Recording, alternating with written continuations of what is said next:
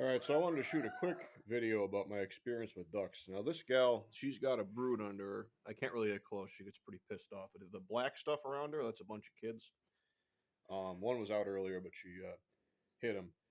So the thing, it's a beautiful thing to have birds actually brood their own. It's pretty rare. If you get a good broody hen of any kind, I definitely make sure you keep hold of it and treat it well. Um, Now, I suppose I wanted to use that as a kind of like a segue to talk about some of the issues we've had with ducks over the years. This rooster's an asshole. He might run at my legs, so if the camera gets weird, that's why. So some of the issues we've had with ducks is because we live in a good mix of swampy property, and it really is kind of perfect. I just introduced some chickens. Someone's pissed off. Anyways, um, so you can see there's a huge amount of marshland, acres of marshland that way. The issue I've had with ducks is you'd think, it is perfect, when during the summer, they essentially get to eat for free. They still eat some of the pellets, but they eat bugs and grubs and all sorts of stuff like that in the swamp.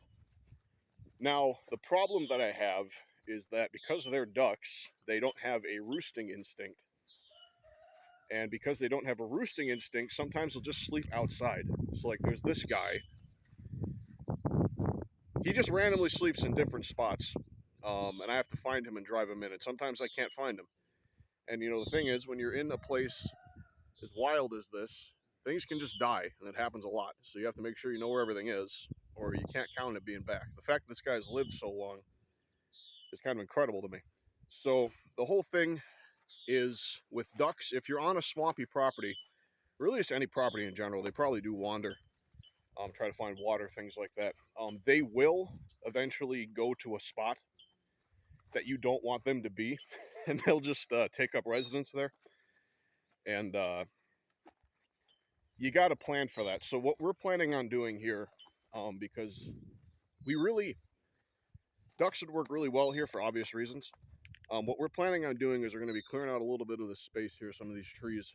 We're going to be building a little, essentially like a waterfowl house for ducks and geese. That's going to be this area all fenced in because this is a beaver pond. The beavers dammed it, made a pond. This is water in it most of the year, except when there's a really bad drought. And I think even then there's a little bit of water in it, but I'm not sure. But it's full of bugs and grubs. It's a good spot for ducks. But it's just kind of a shame. I just figured I'd say they got all this space, but it's just they don't have that instinct to go back home at night. And we've had so many problems with ducks, sitting out at night, can't find them, then they just disappear. So if you're in a wild area, I recommend either finding a spot with water or making a spot with water, fencing it in, then having a little house they can be in because they'll be more likely to go back into the house if it's in a fenced in area than if it's not fenced in. Just something I figured I'd share. Have a good day.